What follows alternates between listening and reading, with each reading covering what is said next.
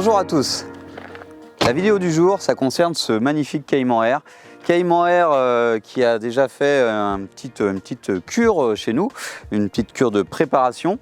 Donc c'est une voiture très aboutie et je pense que vous en souvenez puisque c'était une période qui était assez intense puisque c'était la période du confinement. On a pu préparer cette voiture avec le temps qu'il fallait et c'est un petit peu une des premières Porsche avec laquelle j'ai autant roulé. Donc ça m'a beaucoup plu. Le gabarit, l'efficacité de la voiture avec la préparation qui l'équipe actuellement.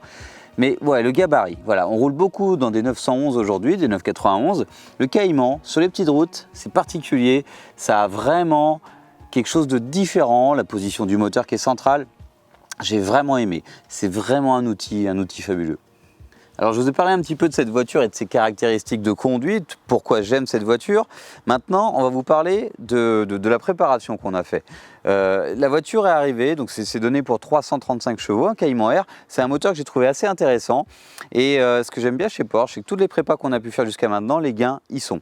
Donc on avait 50 chevaux à la clé, donc on a fait une modification de la ligne d'échappement. Donc la voiture est équipée d'un échappement à valve Fab Speed. Donc du coup, il y a eu 30 chevaux de gagnés par ces éléments. Donc collecteur et silencieux. Et la voiture est également équipée d'un plénum IPD avec un throttle body, donc un papillon d'admission de GT3, donc avec un plus gros diamètre. Donc la voiture a été reprogrammée pour pouvoir rouler avec ce plénum, cette ligne d'échappement décatalysée. Donc 50 chevaux, hein, je vous le dis, c'est vraiment très bien.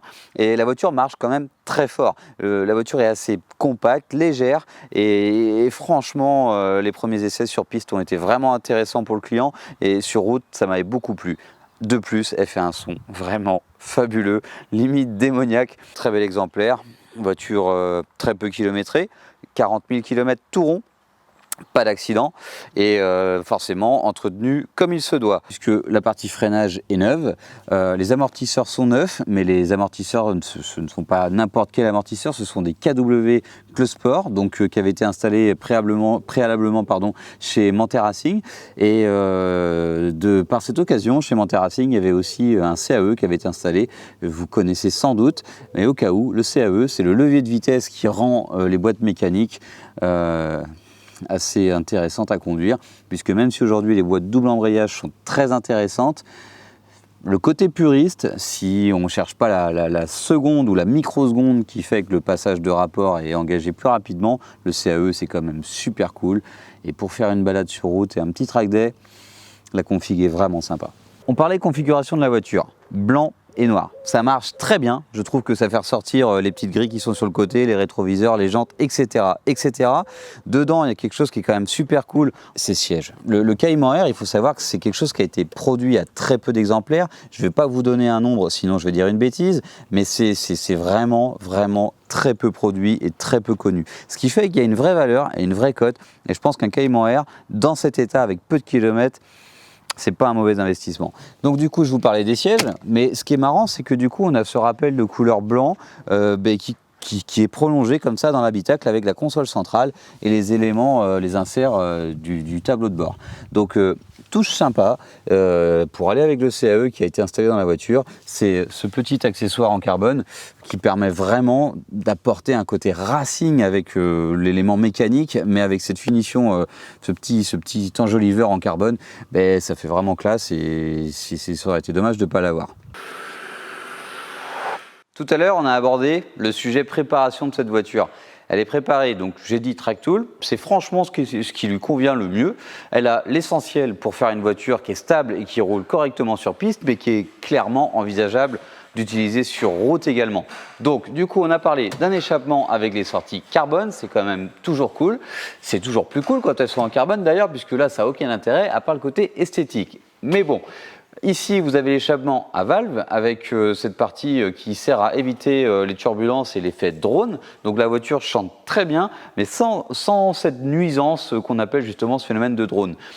Ensuite, ça c'est pour la partie entre guillemets performance moteur. Vous avez le collecteur qui continue ici et qui se termine justement à l'entrée, à la sortie des cylindres.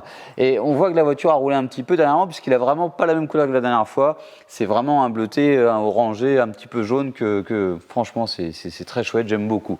Si on revient sur la partie châssis, On distingue assez facilement cette barre anti-roulis HR qui a été installée à l'arrière comme à l'avant, qui relie les demi-trains par des petites biellettes de bar stable SPL sur rotule. C'est super important dans une prépa châssis, ça évite de déséquilibrer, enfin ça évite de nuire à l'équilibre de la voiture.